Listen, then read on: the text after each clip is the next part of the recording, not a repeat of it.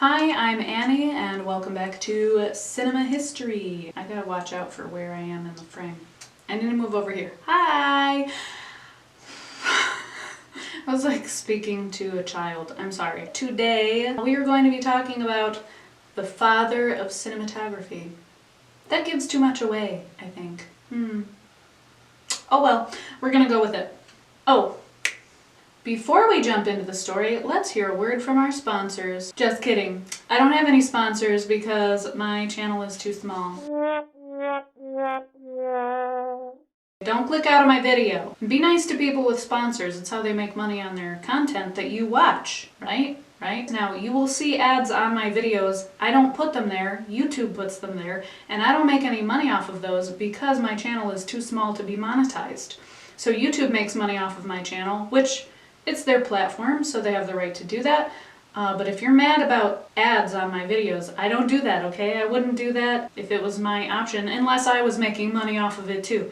But I'm not. Okay, so, whoop. But before we start the story, full disclosure, I do have foundation on. I did some color correcting, and I have, done my eyebrows a little bit, so this is not bare face, just FYI for the people who are watching for any of the makeup. Here we go. Louis Aimé Augustin Le Prince. I am not French, but he was French. He was born on August 28th, 1841 in Metz, France. His family called him Augustine. When he grew up, his English-speaking friends called him Gus. That was his nickname. His father was an artillery major in the French army and was also in some sort of fancy thing that was started by Napoleon that I don't remember the name of, and I didn't write it down because it's not pertinent to the story. And there are no sources for Louis's father's first name even. Louis Le Prince's father was also friends with another man named Louis Jacques Mandé Daguerre, the inventor of the photographic process daguerreotype. Kind of like the wet plate collodion process. Put a chemical on tin or whatever. It's not tin type. They're all very similar processes. Some sort of chemical applied to whatever they want the picture to be on that would make the light exposure bring forth the picture. Louis Le Prince's father was friends with Louis Daguerre, and supposedly Louis Daguerre taught Louis Le Prince about the art of photography. And then Louis went on to study painting in Paris, and then from there he did something of a postgraduate program, I don't know if that's what they called it at the time, but of chemistry at Leipzig University in Saxony, Germany. And side note, I've just found this interesting. Leipzig University was founded in 1409 on December 2nd by Friedrich I, the belligerent or the warlike. I think those are fun. He must have been an interesting person. And Friedrich's brother Wilhelm II, or William II, the Rich.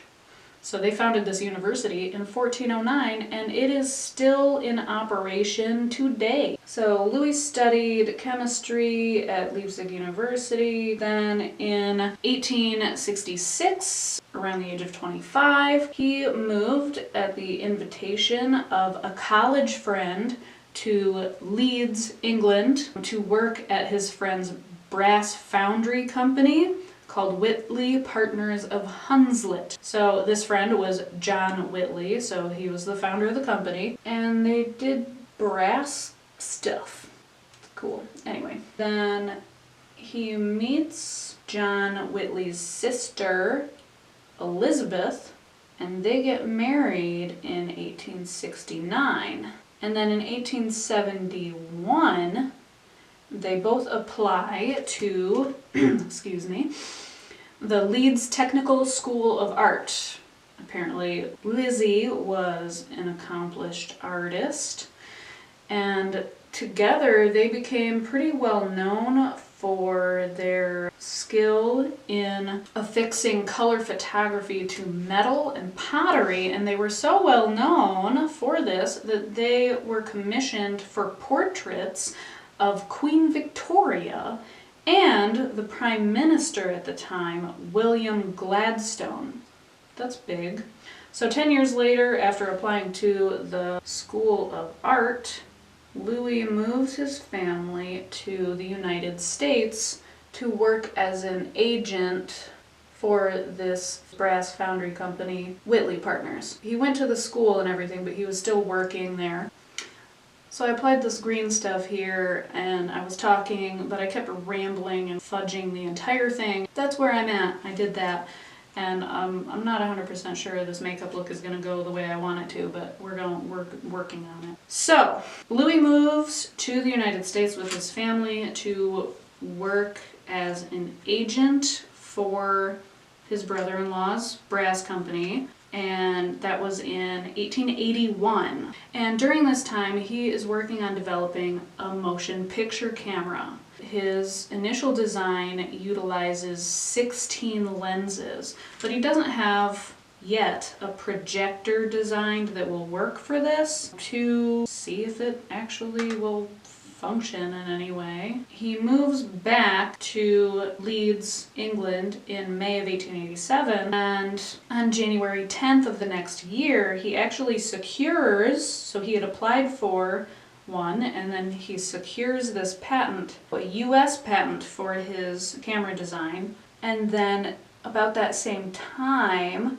he applies for a nearly identical patent in the UK, but this one is for multiple cameras and projectors utilizing 3, 4, 8, 9, 16 or more lenses. And he calls the camera portion of his design the receiver or photo camera, and he calls the projector portion of the design the deliverer or stereopticon, which I feel like is actually just an evil transformer.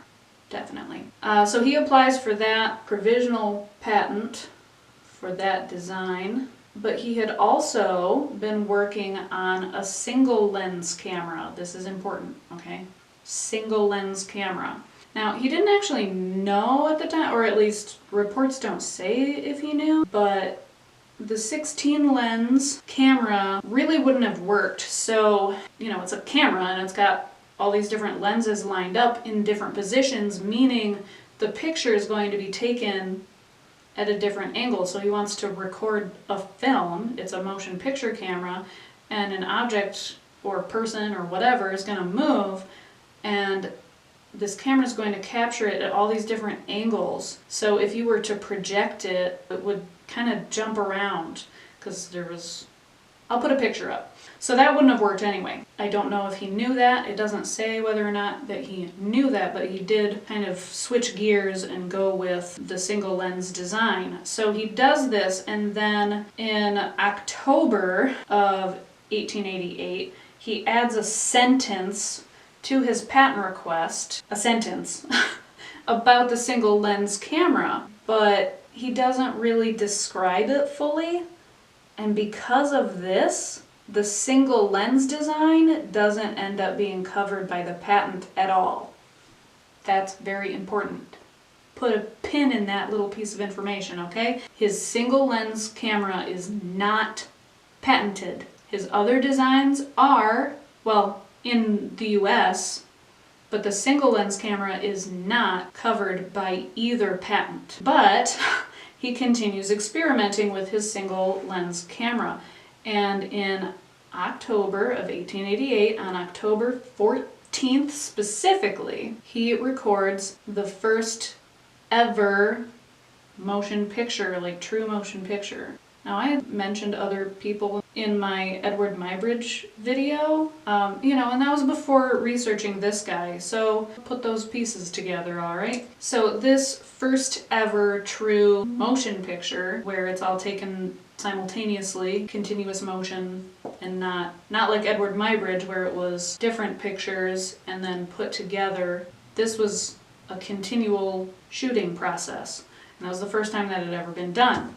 And this scene on October 14th, 1888 was called the Roundhay Garden scene. It was filmed at Oakwood Grange in Leeds, England. It's 2 seconds, but groundbreaking still, okay? Don't discount this. This was over 100 years ago, okay? It'll be 133 this October. Louis's son, Adolphe, his mother-in-law, Sarah Whitley, and his father-in-law, Joseph Whitley, and then a family friend, Annie Hartley, just kind of walk around each other a little bit in this clip. It was just experimentation. They're helping him out, right? It is believed from later analysis to have been shot at about 7 frames per second. Adolphe said it was 12 frames per second, but people who analyzed it say that doesn't really make sense.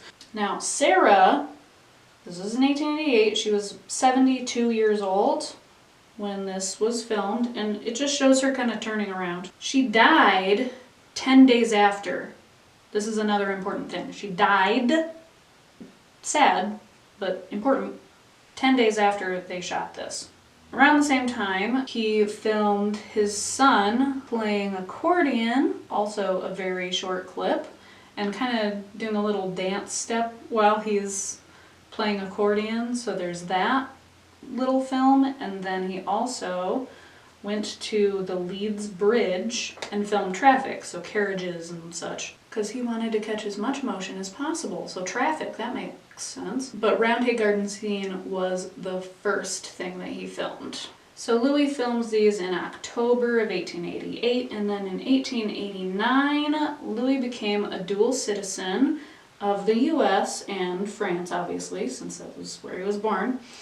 And that was in hopes of helping his family really get established in New York City, and they had gone back at some point without him, because between 1889 and 1890, Louis was working on different projectors, experimenting, trying to design a projector that would actually work with his films, and the projectors had different lenses, and he was working with a mechanic named James Longley, and Longley later said that the 3-lens projector was their most successful. And they get this going, he finally gets it to work, and he's doing all this in his workshop, so he had displayed these just as tests to people that he knew, friends and associates, but he never displayed his films to the broader public. This is a triumph. This is a massive historical accomplishment. Louis had succeeded in inventing the first motion picture camera, and he was going to prove it in Manhattan at the Morris Jumel Mansion, which is the oldest residence in Manhattan. It was built in 1765 for Colonel Roger Morris. Just random side note.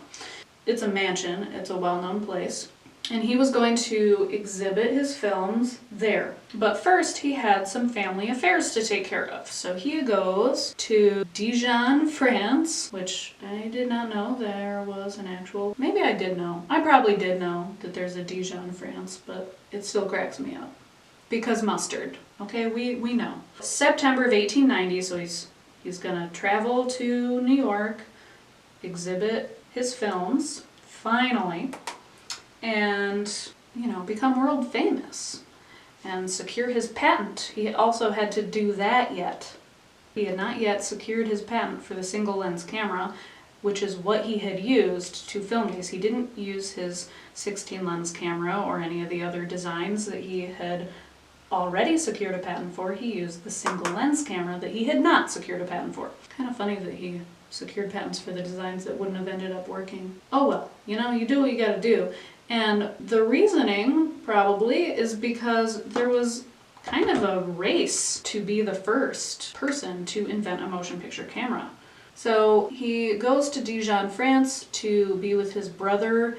A couple reports said his name was Albert, and then I found one that said his name was Arthur. I think it's Albert. Take care of some family business, and then he's going to go to Paris, and then from there he's going to go to Manhattan. His brother takes him to the train station, and he boards the train, says bye to his brother, and then it's an express train, so there are no stops.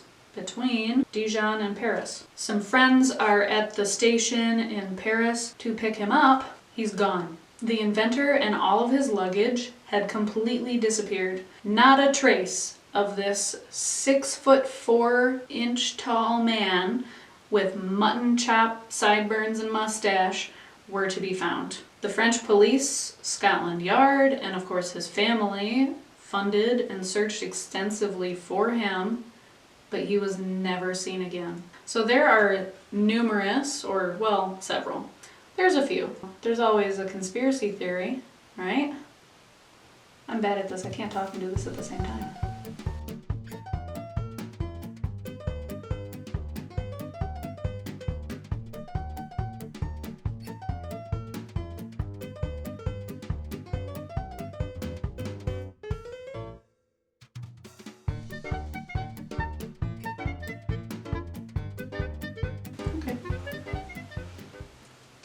One of the conspiracy theories that has been posited in the 100+ years since Louis's disappearance was posited by Jean Mitry in the 1967 book Histoire du cinéma.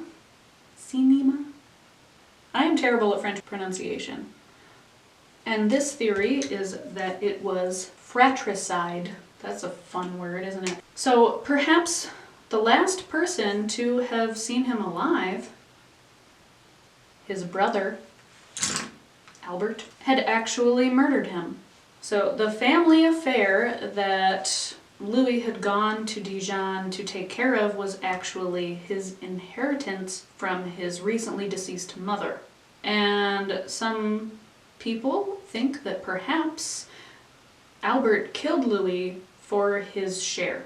But by all accounts, the brothers had a really close and loving relationship, and this was illustrated in written correspondence between the two. They wrote letters to each other and apparently had a very good relationship. So why would he kill him?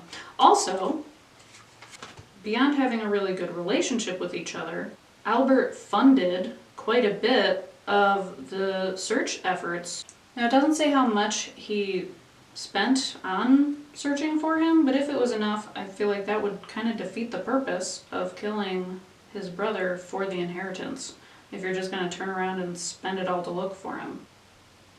I mean, obviously you have to cover your butt, I guess, as far as appearances, but absolutely nobody in the family thought that Albert would have killed Louis. Another theory is that the disappearance was actually all set up by Louis's family to avoid embarrassment of his being a homosexual. Now, there's zero evidence, however, that he was homosexual. Obviously, there was a stigma back then, so there was zero evidence that he was, and that he would need to flee the social stigma of the day surrounding that. Now, the most commonly accepted theory is that he had committed suicide, perhaps being in despair over being nearly bankrupt. People are in dire straits financially. Sometimes they do the unthinkable. Now, the major holes in the suicide theory are that, as far as anyone can tell from looking at his bookkeeping, his business was doing fine and he was financially stable, so, he wasn't about to go bankrupt. Also, he had just gone to collect his inheritance. So even if he was having difficulty, he was set to inherit a fairly large sum and would have been fine. So, and he knew that. He knew. His brother was the executor of the estate, his family's estate. But still, there was really that makes no sense at all, that he would commit suicide for financial reasons. And he had just successfully invented the first motion picture camera, which was huge, historical, and from what his acquaintances could tell, he was very excited to have the chance to display it when he rejoined his beloved family in New York. Other than that, as far as people on the train, no one noticed any strange behavior. There were no reports of strange behavior or an emergency exit, someone jumping off the train. That doesn't mean that it couldn't have been missed, obviously. Someone could probably jump off a train with nobody noticing, I suppose. And obviously, we don't know what happened to him, so reports are that he boarded the train and then vanished. That's all we know. So those are the main theories, suicide being the most commonly accepted, even though, it's the most easily explained as far as how would he have disappeared like that. They didn't even find his luggage. There was no trace of him found. So the theory that people seem to like the most, because it's kind of the most fun theory, I guess, is it has the most motive. So that's kind of interesting. So what was that motive, you ask? The patent. He had not secured the patent for his single lens camera, and multiple, every major or even not major inventor of the day was trying to be the first person to create a motion picture camera. And he had succeeded, and it was known because he was going to display his invention and films at this mansion. So it was pretty well known that he had succeeded, but he didn't have a patent yet. His wife, Lizzie, publicly accused none other than Thomas Edison of orchestrating the disappearance. She said she believed he had kidnapped him to prevent him from getting the rights to the patent first, which is kind of huge, and possibly of killing him. Maybe he just kidnapped him, maybe he killed him. So they were working on getting this patent done, and he disappears. So in 1891, Thomas Edison files for a patent for his own motion picture camera, and this patent is called Equity 6928. And he later sues the American Mutoscope Company, claiming that they stole his work. The American Mutoscope Company had been founded by William Dixon, who's also been credited with the invention of the first motion picture camera, and was an associate of Edison, worked for him, essentially an employee, but Edison discovered that Dixon was working with competitors on the Mutoscope, which was a kind of camera, and fired him. So then William Dixon goes on to found the American Mutoscope Company. Edison sues them. Edison's lawsuit against AMC carried the claim to be the sole original creator of the motion picture camera if he could win it. What do you think? Do you think he could win it?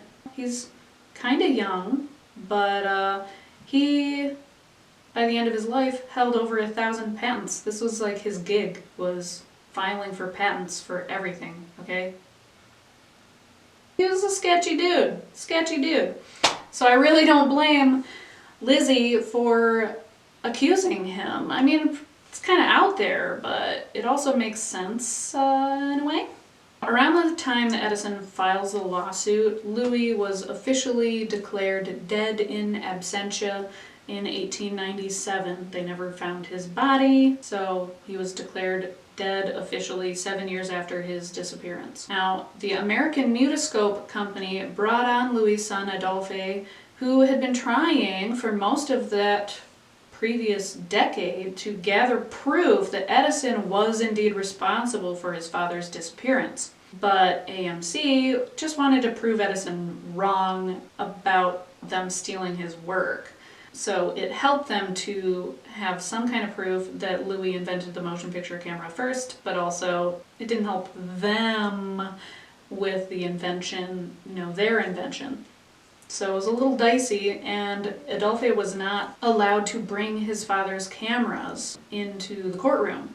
He was, however, able to prove that Roundhay garden scene was filmed before 1891, when Edison had filed for his patent, the camera he invented. And he did this using his grandmother's death certificate, because remember, she died 10 days after the filming in 1888. Unfortunately, Edison was just too big a name to lose, too big to fail. The court ruled in his favor. The decision was reversed the next year, but Adolphe would not live to hear it. He was found shot to death in July of 1901 on Fire Island, New York, with his hunting rifle next to him. He had gone duck hunting. It was never determined whether it was suicide or homicide. He was 29 years old, and his death is just as much of a mystery as his father's. Well, not just as much, I guess, but a lot of people think he was murdered. In 2003, so many years later, a photograph was uncovered in the Paris police archives of a drowning victim that had been pulled from the Seine, the river around Paris, in 1890, the year that Louis had disappeared. The man looks eerily similar to Le Prince, but records of this unidentified man state that he was most likely too short to be the 6'4" Louis Le Prince. I don't know, I don't think drowning makes you shrink. That's not ineffective drowning. There was also a story that circulated around the same time that this photograph was discovered, again, rediscovered, that a student somewhere in the United States had found a journal belonging to Thomas Edison in some sort of National Archive, museum, library place, with an entry claiming responsibility for the disappearance and death of Louis Le Prince.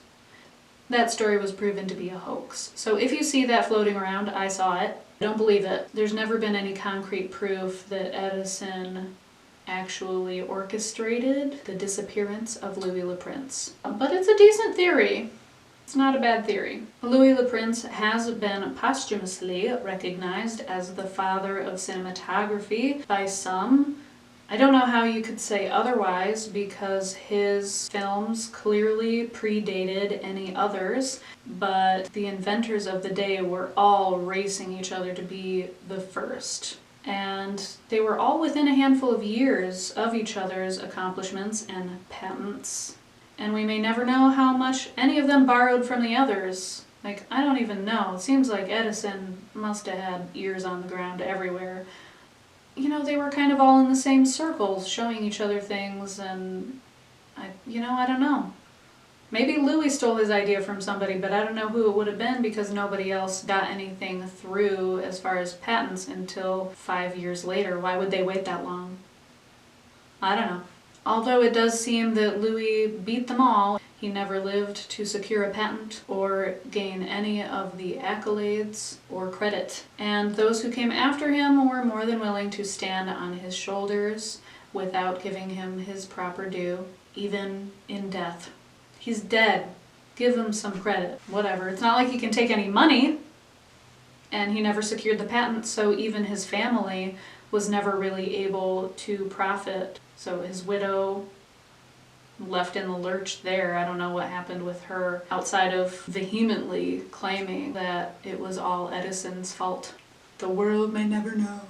Louis is considered to be a local legend in Leeds, England, where he filmed all of the 3 very first ever motion pictures. And there was a bronze memorial plaque unveiled in Leeds in 1930. And then also sometime in the 1930s, the National Science Museum produced a photographic glass plate copy of 20 surviving frames of the original Round Hay Garden scene negative before the negative was lost. In 1966, his story was featured in the documentary The Comparative History of Cinema by Jacques Delande. France also has a Le Prince Appreciation Society called L'Association des Amis de Le Prince. That's as good as I can get on the pronunciation. In 1989, a British TV movie called The Missing Reel dramatized elements of Le Prince's life, and most interesting and cool of all, In September of 2016, Leeds filmmaker David Wilkinson made a documentary about Louis Le Prince called The First Film and premiered it at the Maurice Jumel mansion where Le Prince was to have exhibited his work 126 years prior. So there you have it. That is the story of Louis Le Prince and his disappearance and his contribution to the world of cinema. He truly did film the very first actual motion picture. Now, other people were credited with the creation of the first motion picture camera because he was never able to secure that patent because he disappeared. But patents are not the only record of history, and we still have reproduced and refurbished works of the Roundhay Garden scene. I was not able to download the actual clips, but you can look up. If you just type in Roundhay Garden scene, that's the only thing that's going to come up is the Roundhay Garden scene. Someone actually cleaned it up a lot using AI, and that video is also on YouTube. It's very interesting. It's only about 3 minutes long. And also the accordion player, which is of his son Adolphe, and then the traffic over Leeds Bridge, I believe is what it's called. The third one. Well, actually the second one. So yeah, that's it. I hope you enjoyed it. I did not mean for this to be another scandalous story. I just wanted to talk about the guy who filmed the very first ever motion picture because this is cinema history, and he disappeared. I'm like, apparently everyone involved in the early days of cinema had something messed up going on in their life. I don't know what to tell you. So yeah, that's it. I hope you enjoyed it. I hope you have a wonderful day. I hope you learned something. I sure did. And maybe drop a like below and subscribe if you haven't already, okay? It'll help. It'll help me. And comment. Feel free to comment. All of that helps my channel. I would appreciate it.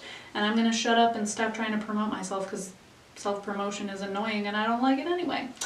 So, bye!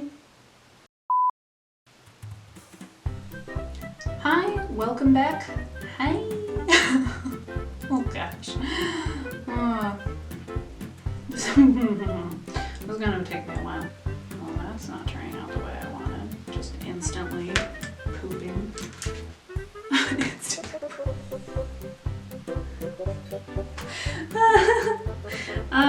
Like crapping it up. I'm wrecking it. I need a different brush. I am a mess.